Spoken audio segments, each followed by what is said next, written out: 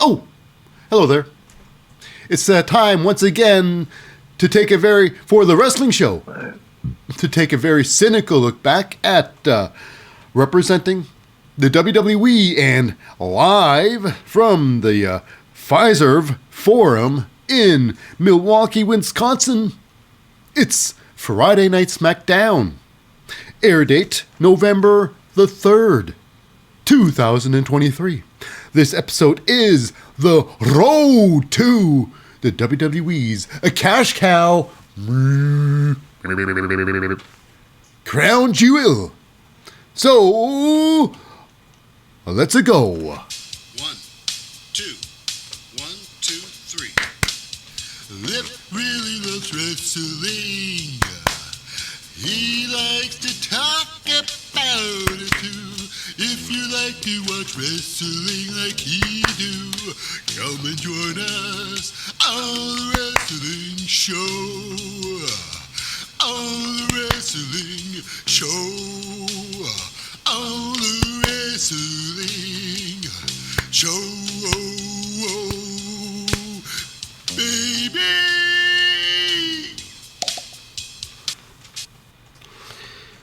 Well, welcome to the wrestling show. I'm your most fickle host, Lip Hazlewood, and this is a very cynical look back at the latest episode of Friday Night SmackDown. But before we dive into the big show, a quick shout out to the non-competitors. That's right. First and foremost, representing the general manager, it's Mr. Mickey James himself, Nick Aldis. And next, getting all the pre-match interviews and all the backstage scoops, it is the team of Kayla Braxton and Kathy Kelly. Now heading into the ring, letting everybody know who's about to fight and the results of such matches, it is, of course, Alicia Taylor, and most importantly, it's the commentary crew, the play-by-play guys, the hosts, and I even call them the narrators of the whole damn show. They are the team of, they are the three-man team. First of all, he's a man with the impeccable style. He is the extremely handsome one, I'm not afraid to admit. Very handsome man. He is also the very reliable Corey Graves. Now, backing up Corey Graves, first of all, he's known as KP. We all know him as the very enthusiastic Kevin Patrick. And next to them both, it is, of course, a longtime veteran of over 25 years. It is Michael Cole. Now, without any further further cadoos, let's get on with the show. And we start off big. It's with some LA Knight. He comes out there, he talks about, of course, LA Knight, his next big goal he's got is his first, title opportunity. And it's against the biggest title in the WWE. It's currently being held by Roman Reigns, holding the title for over 1,000 days. Well over 1,000 days. 1,200, something like that. It doesn't really matter. The past 2 years, he's just so few times he defended it. It's ridiculous. This year it'll be 5 times total. So far, he's only defended it 4 times. Regardless. So he talks about that, and then, unbelievable, I couldn't believe it. Comes down to the ring again. Dink, dink, dink, dink, dink, dink, dink, dink, dink, dink, dink, dink, dink, dink, dink, dink, dink, dink, dink. Now, if you don't know the music, that's Roman Reigns' music in his full glory. And he comes down there with the wise man himself, Paul Heyman. And they're just basically building up the steam for the, crown jewel. I'm thinking about this now. LA Knight, he's being treated, as for Roman Reigns' eyes, he's being treated like everybody else. It's just another guy he's just going to be at another bump in the road of Roman Reigns' greatness. LA Knight, he's seeing this as another thing, and that he's saying that I'm seeing the things differently. It's not the end game. My ones is how my game starts as champion. So they talk about him between the difference between him and Cody Rhodes. He's not going to finish the story. There's no story to finish. You know, he needs to start the story. Has to start somewhere, and the story he wants to start at is becoming the champion. Now, I truly believe this is not Crown Jewel is not where LA Knight will become champion. I mean, this is his first championship. To get his first one. I mean, he didn't get gold in the NXT. I don't believe. You know. But him getting gold, his first gold being the ultimate gold, I don't know. That seems tough for me to hear. You know, with surpassing tag team, surpassing United States, or North American, or intercontinental champion. So I don't know. I think Roman Reigns will win it, will retain, even though I believe he's going to have some serious help, like he usually does. Like I think Roman Reigns, 95% of the matches, his defenses has been with the help with his friends because he can't do it on his own. So this got pretty heated in the ring there. About LA Knights, I got some really did some great work squashing some Roman Reigns mic verbally. But I say this also, Roman Reigns is barely at work, barely at SmackDown, flexing those skills that you need to use. You need, if you're in the ring more and you work your mic skills all the time, you either get better at it, you hone your skills, or you don't. And Roman Reigns hasn't been in a ring there to hone his skills like LA Knight has been, sharpening those edges. Anyways, it was good. Crown Jewel for the next day. Okay, anyways, we move on. Our very first match of the night. It is Kevin Owens versus Austin Theory. Now, this whole thing started with Kevin Owens not a big fan of Austin Theory or, Grayson Waller. Last week, he punched them both in the face with one punch. They're not happy about this. Grayson Waller sitting on ringside, commentary, helping out the team. Big fan of, Corey Graves, the handsome Corey Graves. Yeah. Of course, all three of them are dressed impeccably. Great suits on, but Corey Graves just looks better. The cut of Corey Graves' jibs just works out better, Anyways, Grayson Waller out there giving his 2 cents in, 2 dimes in there. But the match itself, you can't go wrong. Kevin Owens, Austin Theory. This was a great match. They're both top line competitors. They got the opening match. It's a lot of fun. Nothing too extraordinary. They didn't push themselves out of to their they didn't push themselves. That's all I'm saying. But you know what? The Coast match was pretty fun because these both competitors are great. Both were great. Yes, right. I'm saying this was a Coast match for them. It doesn't really matter. Nothing was really on the line. It got to a point where Kevin Owens and Austin Theory, they're battling on the ropes. And Kevin Owens ends up getting a mediocre plex. That's why I call them mediocre plexes. Because it's a second rope suplex. Gets it with the second rope suplex. They could have easily gone to the top rope. But why bother? Why? Second rope's good enough. The ladies do it all the time. And they all cheer. So yes, a big suplex off the second rope. Kevin Owens, you know how far they're going. They're going medium style with this match. But, it was still entertaining. Now, this was a clean victory for Kevin Owens. Grayson Waller, he just had some funny quiffs in the commentating booth. He did nothing to help out physically. Austin Theory in the match. After that, mediocre plex off the second rope. It's a massive pop-up powerbomb. Austin Theory's put down, but not for good. Because that was just set up to, that's right, the stunner. Kick to the stomach. Stun gun later. Boom, boom, boom. Austin Theory goes down for the count, baby. And the match was about 9 minutes. It was a good match. It was a good, solid wrestling match. Kevin Owens, fresh to SmackDown still, and still going out of the fresh charge. Now, Kevin Owens, Roman Reigns, I would like to see perhaps Kevin Owens going over on Roman Reigns. That would be quite the sight. Quite the sight. Gotta say. That would definitely solidify the greatness of Kevin Owens. Okay, next up we got ourselves Kathy Kelly with Bianca Belair. Kathy Kelly with Bianca Belair. And the conversation is about damage control. Because after all, according to the storyline, and she was not on vacation, she was attacked by Io Sky and Bayley with the chair, putting her out for a couple of weeks, month and a half, so to speak. You know, and of course, and Dakota Kai watching meekly in the background. Oh boy, oh boy. Anyways, now it's personal now. It's personal with the damage control.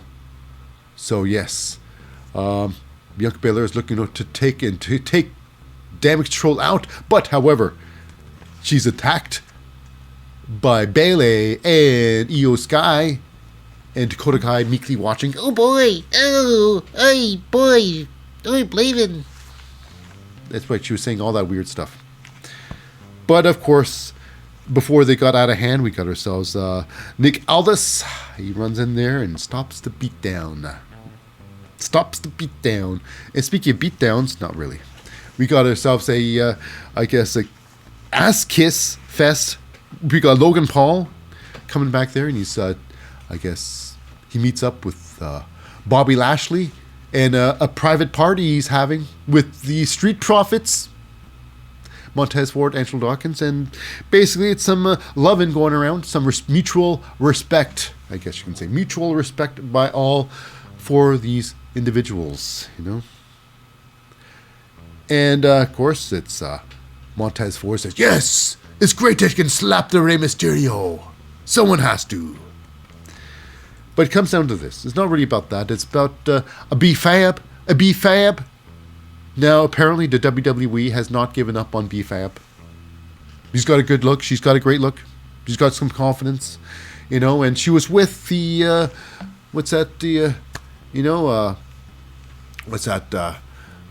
Ashante, Top Dollar. You know, now I guess she's looking for a new faction. So I guess she's has her eye on Montez and Angelo Dawkins and Bobby Lashley. So she wants to talk with the Bobby Lashley. Mm-hmm. That's right. She's formerly known as the Hit Row. That's right. I almost completely forgot the faction name, but yes, Hit Row. So she's moving on. So yeah, maybe she's better off with this new group. Better that than Alpha Academy. So, next up, we got ourselves a tag team match. Your tag team champions, Chelsea Green and Piper Niven, coming down to ring there. Piper Niven, her new costume. She's looking a lot, her ring gear. She's looking like Awesome Kong. Her Awesome Kong gear. Mm-hmm. Anyways, it's versus a newly formed team, a newly put together team. I don't know if it's a real team or not, or this just because the WWE tag division is just so garbage. So they got to do something. So they put together Charlotte Flair and Shotzi. Whether it's for the moment or whatnot. Charlotte Flair, she hasn't had a tag gold for a little bit. You know? So yeah. What's going on here? Who knows? This was about 3 minutes. 3 minutes. Shotzi starts the match off.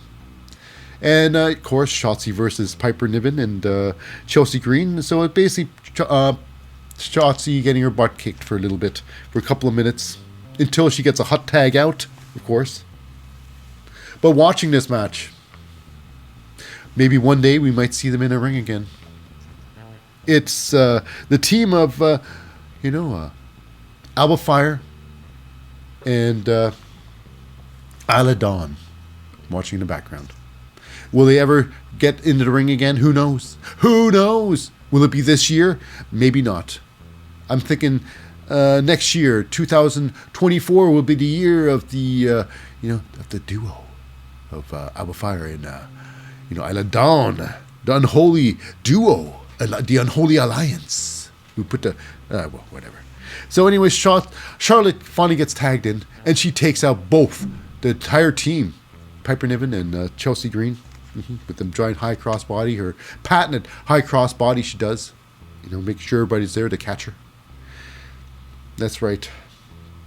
Now, eventually, she gets, Piper Niven in the ring herself. She starts beating down Piper Niven. Piper gets pushed into the ropes where she gets blind tagged out where Chelsea Green tags herself in. And thinking, oh my goodness, is this where they're going to turn things around? Because it's a blind tag. That always happens, right? Blind tag. Charlotte doesn't know what's going on, and she gets taken advantage of in the ring there to take a loss. But no. After that blind tag, Piper Niven gets kicked in the face, and she falls out the ring. She flops out the ring there. Done. Chelsea Green, she climbs to the top rope, tries to smash her with some sort of double axe handle. She totally misses. And then she gets one move later, kicked in the face. One kick to the face. And that was it. Charlotte Flair, Shotzi win over Charlotte's big kick to the face. It wasn't a real finisher either. I mean, she doesn't do that front step over clothesline. Didn't even attempt that today. Anyways, this match was, I'm like, whatever. It happened. So, yeah. This match could have been great. Piper Niven, she's an amazing wrestler. Chelsea Green, when put to the task, yeah, she can lay it down. She can be hardcore. I've seen it happen. Charlotte, natural talent. And Shotzi, fearless. This could have been easily been 20 minutes. Easily been a 20-minute match. Barn burner, but it wasn't. It was a joke. So yeah, after that, we got ourselves a little bit of Solo Sikoa. Paul Heyman. Come down to the ring there. And basically, it's going to be the end of days for the doctor of thugonomics. So I guess Solo Sikoa wants a little bit more. He wants to talk to John Cena to his face. So he calls him face to face. Calls him out. And of course, no doubt, and the music hits dum dum dum dum.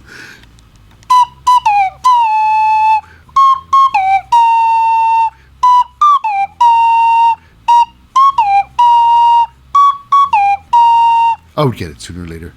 Because we all love John Cena's music. So he comes out there and, Solo Sikoa is a man of few words. Solo Sikoa doesn't talk much. He doesn't do much talking. He lets his fist do the action. It's okay. We all accept Solo Sikoa being, not, softly spoken gentleman. So, I guess Solo Sikoa decides to say a few things to John Cena, and the one thing he decided to say was the fact that, I'm going to give you the microphone, John Cena, so you can say goodbye to the fans while you still can. Because he's going to spike O at him right in the throat, and he won't be able to talk anymore. That's all he really needed to say. And yeah, it's like, say goodbye to your fans. It's the last time you're going to say it. And John Cena. Was it just John Cena? John Cena's always been doing this. That's it? That's all you got to say? That's your mic skills? Oh, hiya! We waited all this time. Your mic skills are terrible. Yeah, I thought you'd have more to say. I'm John Cena. That's all I got is words. John Cena. I just can tell I'm a mega John Cena fan. I'm John Cena. I thought you had more to say. Really? And that's all. That's John Cena. That's what he does. He tries to make you feel small because if you got not much to say, all of a sudden it's like, that's it. That's it. That's all you're bringing. Anyways, regardless. Yeah. So. And anyways, he also calls him what's that? He says that's all you got, and he says the only reason why you're here is because your uncle, your cousin, got your job here. Roman, really? So yeah, I doubt that. Have you seen Solo Sikoa fight? Although I think because you're part of the AOYE family, I think you have to fight even harder. You know, just you got the name, you got to prove yourself. You just can't be a slouch. You can't be a loser. You know. Anyways, then he says he's a bargain basement Taz ripoff. Really, Taz ripoff? That's so ridiculous. You know, Solo Sikoa is already 2 times the size of Taz. You know, he's not like he's pretending to be a big guy. He is a big guy, and he would tear you apart with a thumb. So ridiculous. Taz ripoff. Taz is outspoken. Taz is all words. You know, Taz was all talk and very little action. Well, nowadays it is. Well, regardless, they're completely opposite. Taz was all mouth. He was mouth with that's and Solo Sikoa, he's not. He doesn't do much talking at all. So the complete opposites. Regardless, that's John Cena. That's what he does. That's what he does. Petty insults. And with that, we go backstage. It's with the Damage Control. Io Sky, Bayley, Dakota Kai, she's even there. Dakota Kai's even there. I couldn't believe it. Anyways, talked about Bayley, talked about winning her match against, Bianca Belair, and possibly after that she can get a one-on-one match against Io Sky. So it's out there. It's out there. Io Sky versus Bayley. I think it would be good. I think it would help the morale of the Damage Control. Io Sky, it's almost like you don't even know who's the champion of the SmackDown because she's so quiet. She's not out there.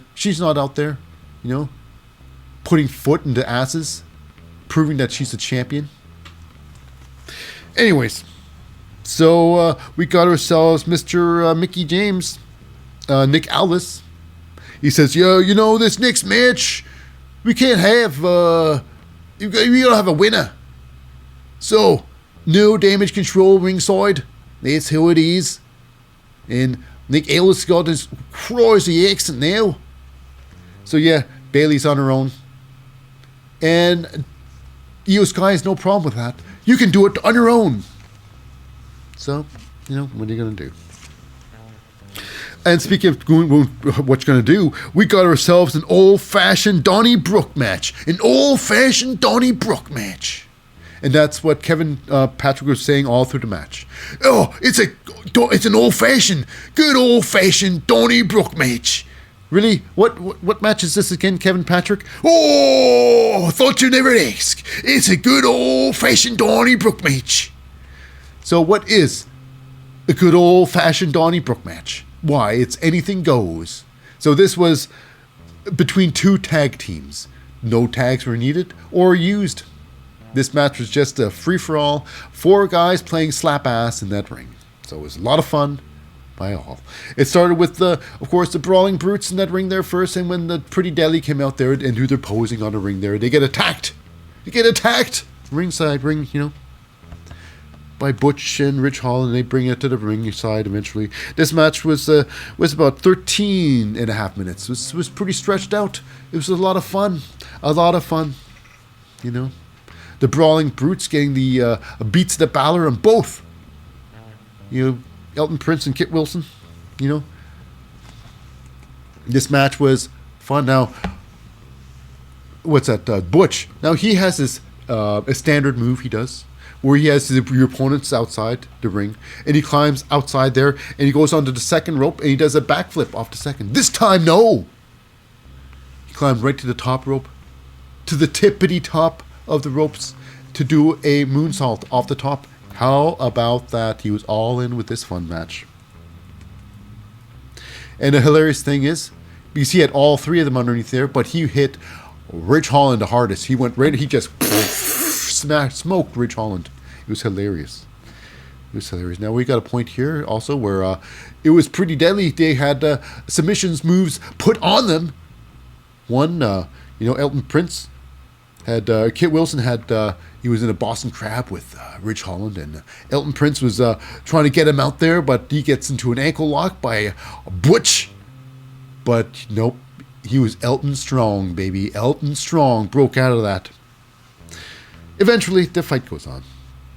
There was one.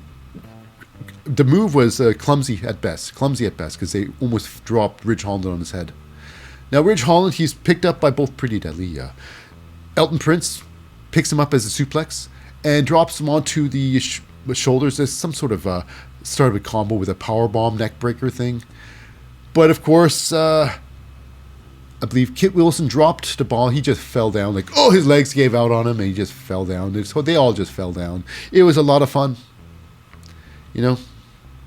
Now, the table was set up in the ring there. Ridge Holland was taken out by that whatever move that was. And Pete Dunne off the second rope there. And at the second rope, I guess, spilt milk through a table. It was a match that happened. It was a Donnybrook, good Old Fashioned Donnybrook match. Gotta say. It happened. That's all you can say about that. And winning the match, getting the pin is Kit Wilson and the Brawling Brutes, yeah. I'd say the best thing for the Brawling Brutes is probably going back to the NXT. Putting the team back together with, I think, Tyler Bate. Ridge Holland becomes a new Sheamus of the team. Tyler Bate and Butch becomes the tag team. And, Ridge Holland becomes the man, the guy who's in control of the whole... anyways.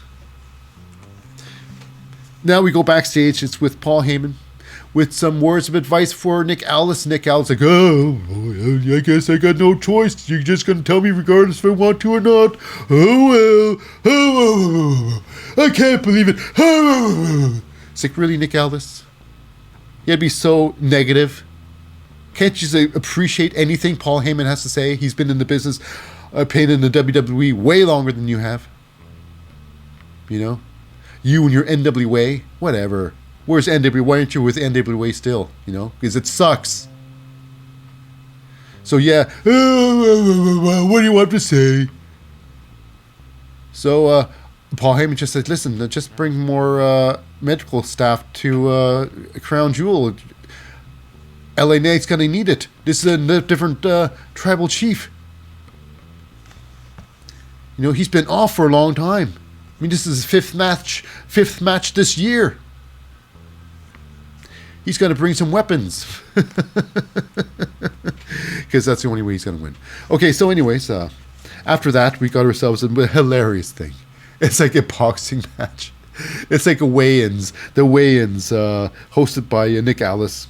The official weigh-ins, Logan Paul and Rey Mysterio. You know? Yeah, I'm surprised Logan Paul doesn't weigh too much more, you know, 25, 35, a little under 35 pounds heavier than Rey Mysterio. Rey Mysterio says, they say he weighs 175. I don't think so. Weighing 175? I'd say he's lighter than that. Logan Paul, 213 pounds.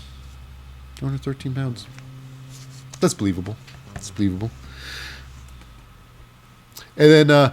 they have the incident where Rey Mysterio attacks Logan Paul with a microphone. It's so ridiculous. I'm like, yep, that happened. That's stupid. Rey Mysterio, he's a loser. But I really would like to see Rey Mysterio drop his belt to Dominic Mysterio. That would be the chef's kiss. For me, at least. Okay, so moving on to the next match. It is, I guess you can say, it's the main event match of the night. It's Bianca Belair versus Bayley. This match was about 14 and a half minutes, and this was, it's very rare that you see Bayley have a good match.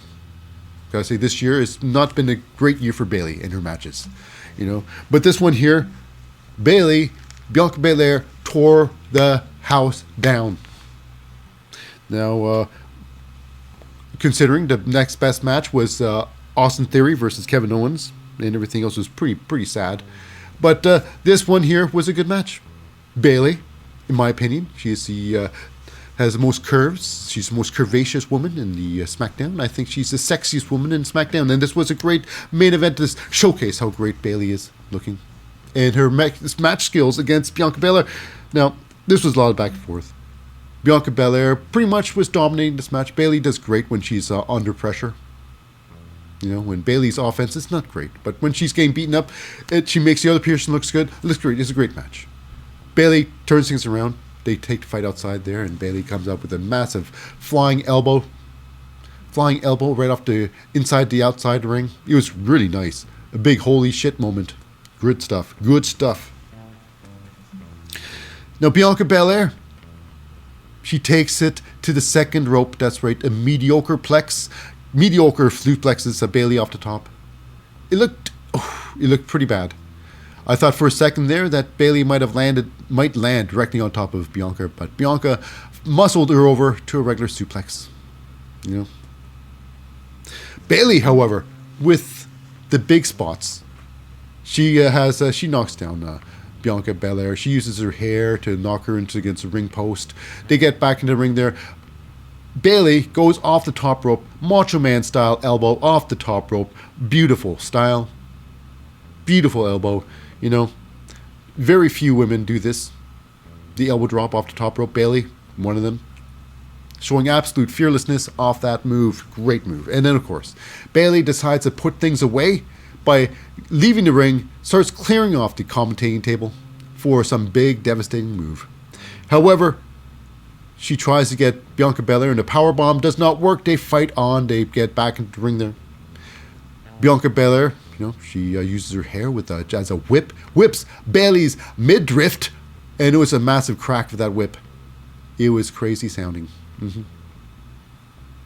Anyways, it was then one kiss of death later. Bianca Belair gets a big victory. Bayley gets put down. Mm-hmm. But it was a match of the night. Bayley looked great. Bianca Belair looked great. It was a really solid main event match.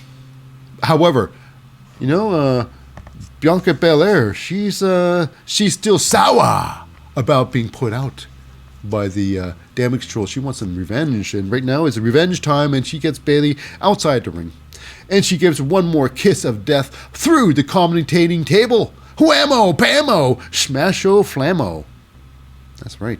All those words and more. So yeah. So that does it. That wraps up this episode of SmackDown with a massive show. Now, for our podcast listeners who've stuck around to the very end, know I hold a very special place in my heart just for you. And for everybody else, including podcast listeners, this is it for this episode for today. Join us again on another episode of All Wrestling Show. I've been your host, Lip Hazlewood, saying, Auf Wiedersehen, see you next time. Bye now.